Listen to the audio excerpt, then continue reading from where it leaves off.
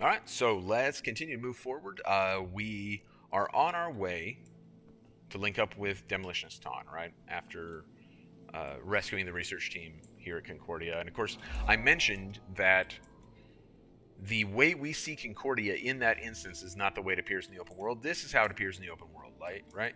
Like absolutely wrecked, and we got these vines, like, you losers. We got these vines kind of tearing the camp apart, and within the camp, everything's all like trashed, more vines. Um, and so this is a case where the open world is a spoiler, right? Because all this happens well after where we're at in our story playthrough, and yet we cannot avoid seeing this and thus understanding that a thing is going to happen at some point in the story, here in the future. Um, and that's what happens when you continually change strategies, again and again. It's one of, earlier I was talking about how creating like a really interesting world and all this like interesting stuff going on is one of ArenaNet's greatest strengths. Well, I have everything you need right here. but do you have a stein of ancient dwarven ale? This is part of a collection, but I don't think I have it unlocked, so I don't think it'll make a difference. It didn't. Okay. Yeah, so creating an interesting world, one of their greatest strengths. One of their greatest weaknesses is just like having a plan and sticking to it.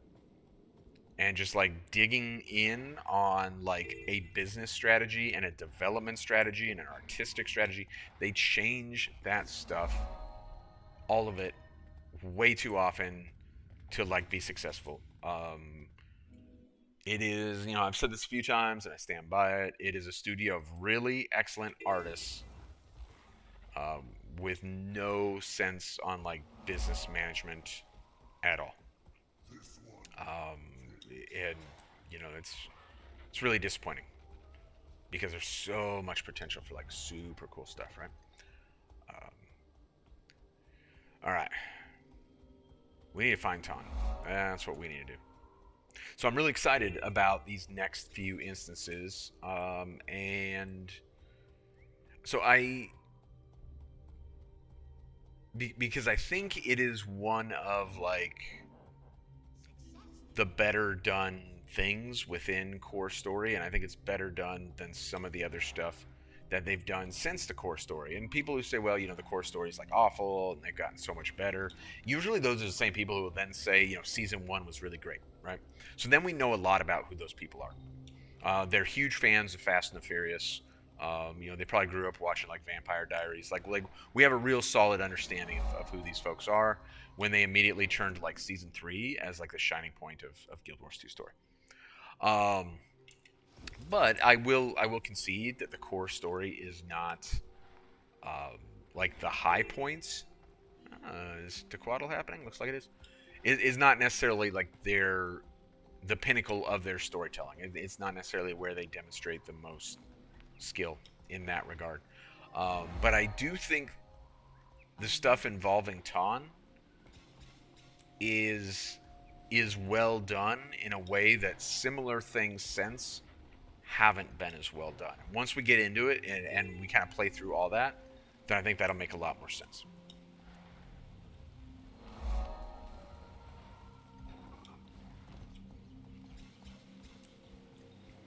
Wow, shiny.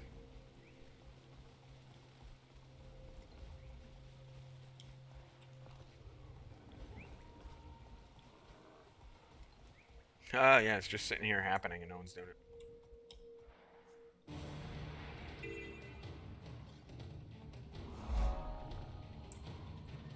And actually, if we wait for 20 some odd seconds, then we'll get like the end thing with the big, like, the whole shebang.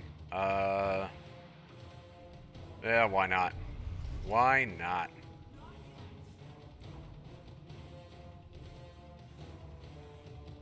So this event was so much different. It was so different at launch than it is now, and it is better now than it was at launch.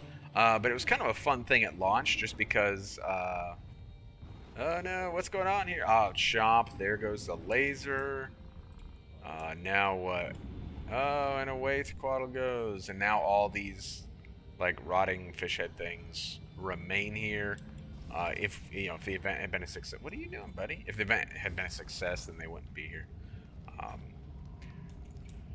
but yeah, the fun thing about Tequatl in its original, you're welcome, in its original kind of form or iteration, was that you could really do it with like very few people, and you could, in theory, solo it.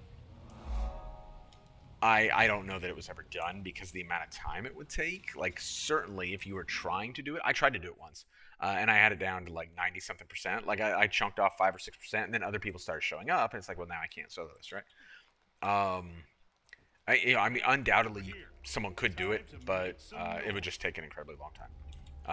That's how simple the event was, and then obviously now it's a very complex event.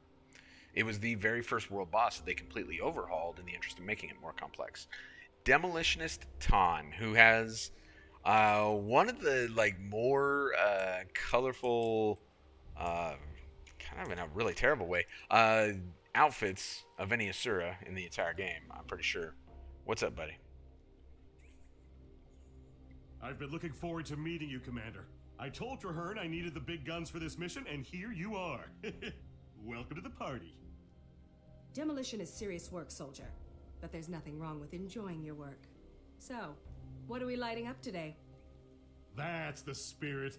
Like I always tell my wife, Sira, any lump can hack bad guys to death, but it takes skill and style to turn them into craters and dust.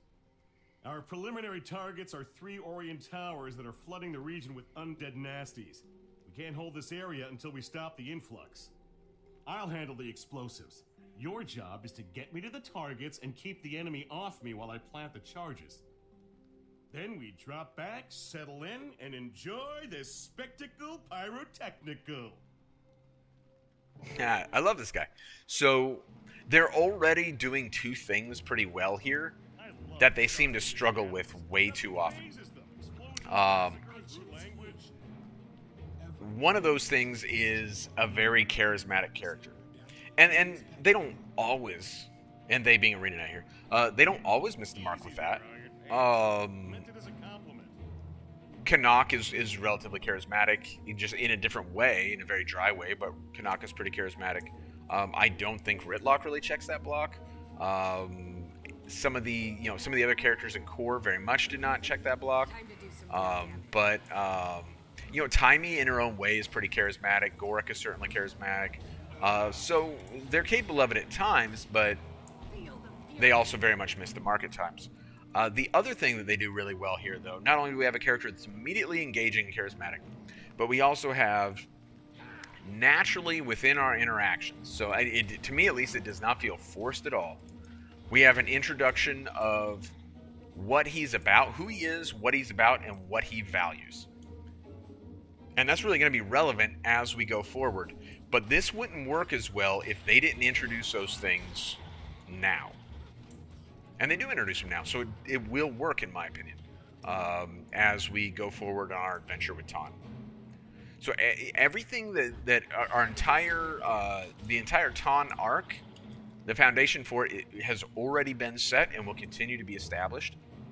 And I think that's really important. And I don't understand why that's like a complicated skill. But there was definitely a period of time when they seemed incapable of doing it.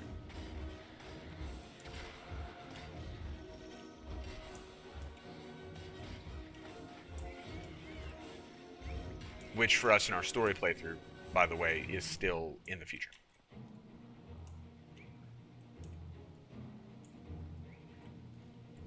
So this is another, if there is, I suppose this should almost be considered a warning. If there is any story instance within the core game that has a tendency to bug, or the buggiest of all the story instances in core game, this is one of the two candidates for like the worst. And I think it is actually the worst, just because they fixed the other one a bit. The other one would be like the final story instance for core, which is victory or death. They've cleaned that up somewhat in both cases, and with a lot of Guild Wars 2 content in general. A great way to bug it is to try and push it too fast. If you get impatient and you rush Tonn here, then it is way more likely to bug. That's not Tonn's fault. He didn't program himself. It's just kind of an unfortunate, result of however they coded this game. I do have my limbs. Thank you for checking though, Tonn. If you've ever been around like demo that doesn't go exactly as planned, it is kind of a wild experience. Like, if you're in an area that's supposed to be closed off, and then the demo, that happened to me once. Like they forgot, when they, to block off one of the roads to the demo range, and they were firing demo, and we came around the corner and kind of rolled right up on it as they were detonating. Unfortunately, no one was hurt, but I'll tell you what, like, it was an experience I didn't forget.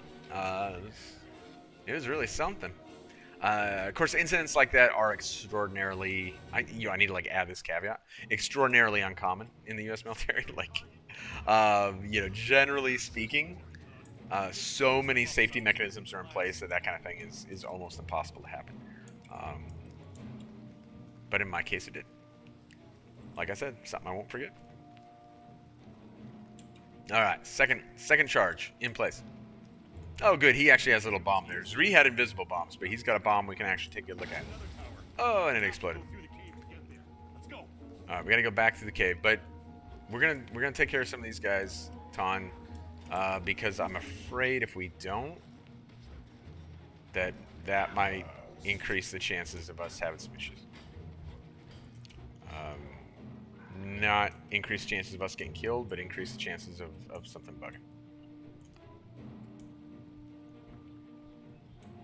And I hate to say that, because truthfully, I think I really believe this, and I know some folks like strongly would disagree. I really believe, relative to a lot of other games out there, Guild Wars 2 is not like disastrously buggy. It has a lot of weird, dumb little bugs, but it has very few bugs that are gonna like drastically impact your ability to like complete the game or something, or even complete an instance. This is one of only two instances that I can think of in core game where you run the risk of having your progress like completely deleted by bugs, or your progress in this instance, I should say, where we would have to restart the instance. And I can't really think of. I've only had that happen. I've had that happen in one other instance post core. And when I say that, I mean like outside of the first 48 hours after release, because sometimes the first 48 hours of release, weird little things happen.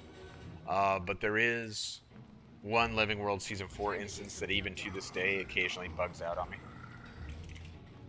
Super annoying, but again, if we're saying, that there's two core instances and one Living World instance that have the tendency to do that, out of all the content in this game, that's a pretty good success rate. Just to, if we're taking a step back and being like completely honest with ourselves.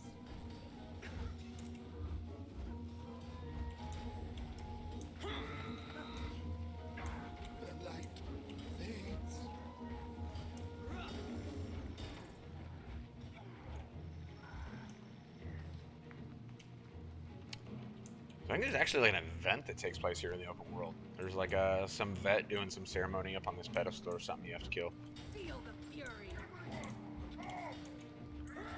So, so much time has passed since like I was like new to the game, right? The game's 10 and a half years old at this point. But sometimes like coming through areas that I don't come through much, like this right here, reminds me of that feeling when it was a brand new game for me. And, the first time I would come in here, and it felt like discovering, because it's pretty well enclosed. It's got kind of this canopy of trees over it. And then you got like this little like temple looking thing there, this pedestal. And the feeling that I had discovered something interesting, even though there is an event that happens here, but like it's not extraordinary. It's not a meta event. It doesn't have big loot or anything. It's just a random event in the world that happens here. But your first time, you still have the feeling like you've discovered something extraordinary. That's a really cool feeling. And that's the appeal of new games, and it's something that players who play the same game for a decade, sometimes some of the reason they get frustrated is because they have a hard time finding that feeling again. Where the studio's recipe becomes so well known that even when the studio releases new content, as they did just a few days ago, as of when I'm filming this, it barely even feels new because it follows an old recipe. It's the exact same thing, and that was the case a couple days ago. The exact same thing as what they've done before, just kind of different colors. And part of what makes that disappointing isn't just that maybe it was lazy on the part of the studio, but also that after 10 years, it's exceptionally hard for me to get the feeling that I'm seeing something new in this game. That was exacerbated by the fact that that particular map and that particular that stuff was so much like things they'd done before, appallingly so actually. But coming through areas like this does remind me of that great feeling, at that time when I first experienced some of this stuff. Get off the ground, dude. What are you doing? Delivery for Orient Tower. Anybody home? No? Then I'll just leave it here. Again, like charisma, man. And so much of that is attributable to the fact that their liberal use of voice acting and the good voice acting, or I think Tonn's has done pretty well at least, and the willingness to do more than just like 3 main characters having a majority of the dialogue, like all those things make this better than like just the plot alone might lead you to leave, right? It kind of encapsulates because one of the problems with storytelling in this medium, right, that being like an MMORPG, is that you really don't have the time and the space to tell like this big, comprehensive, meaningful story, right? This is what you get, little cutscenes. Now that's a fireworks show. That was only a warm-up, though. Things are about to get really interesting. The next target is a huge Orient bone ship that's polluting the waters of the Mire Sea. It's a big job. If we use normal explosives, we'd need to fill the ship's hold with them just to make a dent. Very impractical. That hulk is going to require some serious flash and bang. I've got a line on 2 high-performance combustibles we can use. Since you outrank me, let me defer to your choice of explosives. We'll send that tub to the bottom of the sea. I'll give you a full briefing when you're ready. All right, so let me finish my thought before we get our full briefing from Tonn.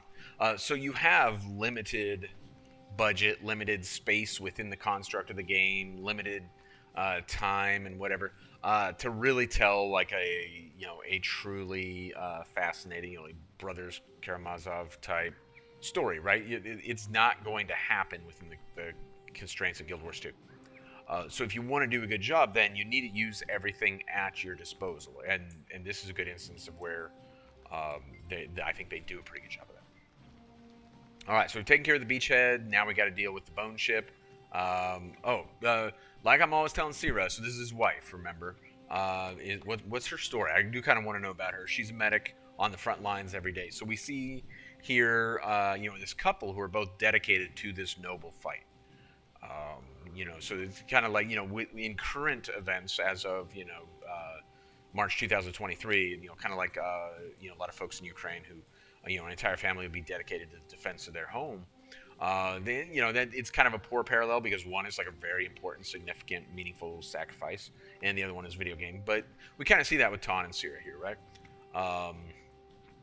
There's a war on, so we both answered the call. All right, so we can get what we need from an unfriendly source or a friendly one, right? In terms of a high-order explosive, that's what we need. Is like a very powerful explosive.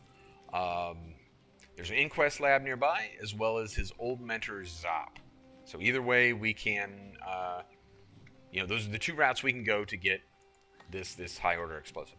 I love the idea of stealing stuff from the inquest, so let's do that. Let's bust into the inquest business and take what is not ours, because taking what isn't ours is fun, right? Alright. I'm disoriented. Oh, because it left us where the last instance finished. And where do we need to be? Mount Maelstrom. Let's go ahead and kind of skip over there. Run around everywhere kind of wears us out, right? Alright. Actually, we got a sky scale. I keep forgetting I got a sky scale on this count. Put forth a lot of work to get that. We might as well enjoy it. But relatively a lot of work. I mean, it's not really that bad, right? It's just, it is a bit time consuming.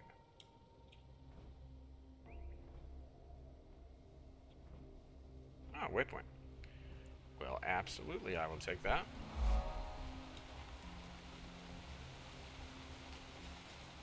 You know what? I wish I had taken the other choice because it has some interesting mechanics in that story. Oh well, we already made our choice. So one of the unfortunate things about core story is that now that we've made that choice, like the only way we would be able to like see the other one is to play through with another character. We cannot go back and remake that choice. That is a little bit of a buzzkill. I 100% acknowledge that that is a little bit of a buzzkill. And that's why, probably a huge part of the reason why with like Living World and stuff, they don't offer choices like that anymore. But they also offer the ability to replay instances. So, kind of big change. Whoa, are you all right? You just met your first bounding mine, but it won't be the last. They bring the whole base with them. They launch into the air and explode when triggered, intended to maximize the number of victims. I hardly need to tell you this, but they hurt. We'll have to watch our step. Luckily, I know what to look for. The inquest is tricky, but you cannot plant mines without digging a few holes. Dirt mounds are usually a dead giveaway. Give them a wide berth. Fortunately, there aren't many guards. They must figure no one's crazy enough to cross the minefield. They don't know how wrong they are. Good plan. Let's cross a minefield. So apparently, I don't recall us hitting a mine, but apparently we stepped on a mine. That's what all these are. They're basically bouncing betties, right? Which is bad. Like he's like, oh yeah, they hurt. Well, yes, taking a mine to the face would definitely be a huge buzzkill. We also see these in. What are you doing? I'm deliberately trying not to hit them. And is it my dog? Stupid dog. We see these exact same things in the Sorrow's Embrace dungeon as well. Oh, that one I did. That was all me. For shame. Here, you come up here then. I'm tired of running down there.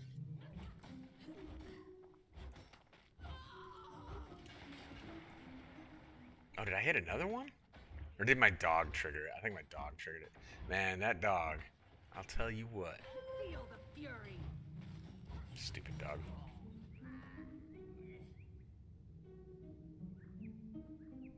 Alright, well, I cleared the minefield for you, Tonn, because I triggered the mines. Oop. Sorry, buddy. Thought I had them all. You good? You're on fire? Okay. We're through. Time to do some real damage.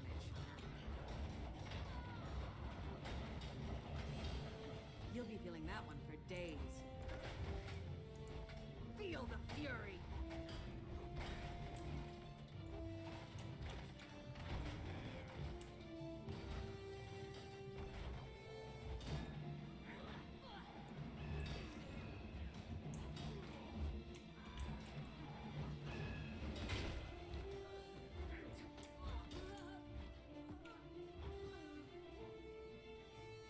Where'd my dog go? There must be some dudes below us. Well, we'll get them going the other way, I guess. I have no intention of, like, doubling back. I pull through. Yeah, I also hope I pull through. I'm off to a bad start in this instance. It shouldn't be hard. Somehow I'm making it hard.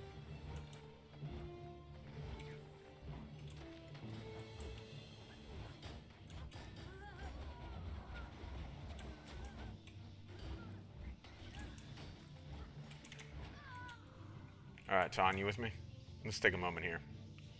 Because apparently I'm turning this fairly simple core instance into, like, some sort of difficult encounter.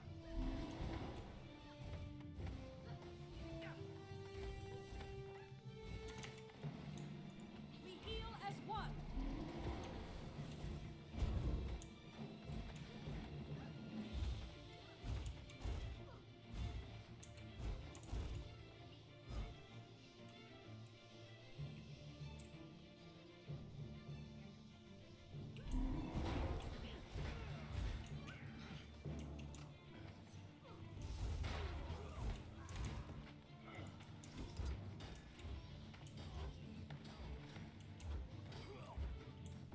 Oh man, what do we got down there?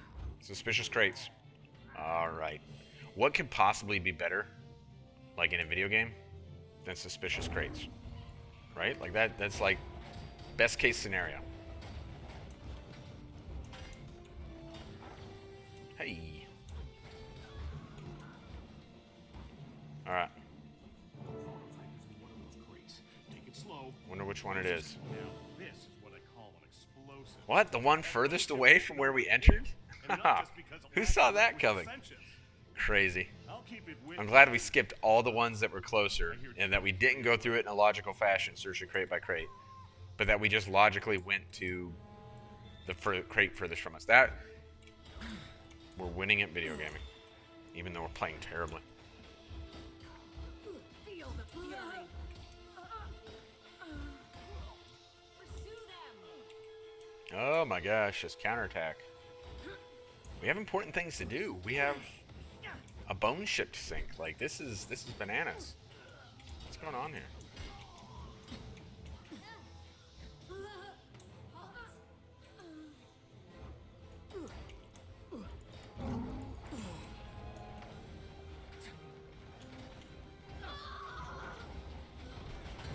Alright. Good for us.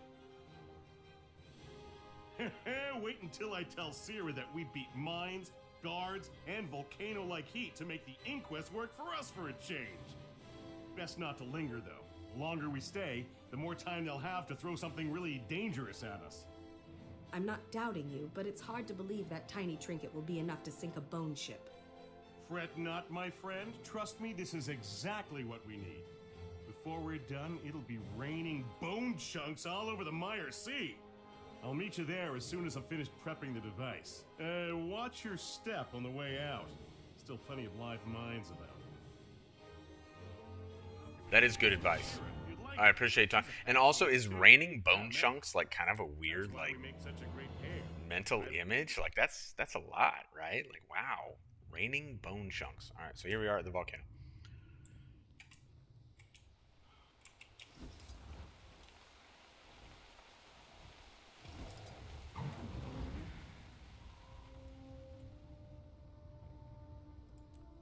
Alright, so for video purposes, this is where I'm going to wrap this one up, and then we will finish off the level 70 story with breaking the bone ship in one final video, and that's just really with the intent of keeping these videos short. So with this one, we had the opportunity to get to know Tonn and kind of see what he's all about as this demolition expert who's helping the Pact in our battle against Zaitan, and going forward, we're going to plant these explosives that we just acquired on an Orion bone ship and, in theory, severely deter or severely impact Zaitan's like operational capability, if you will. So that's where we'll pick it up with the next one, and I appreciate it.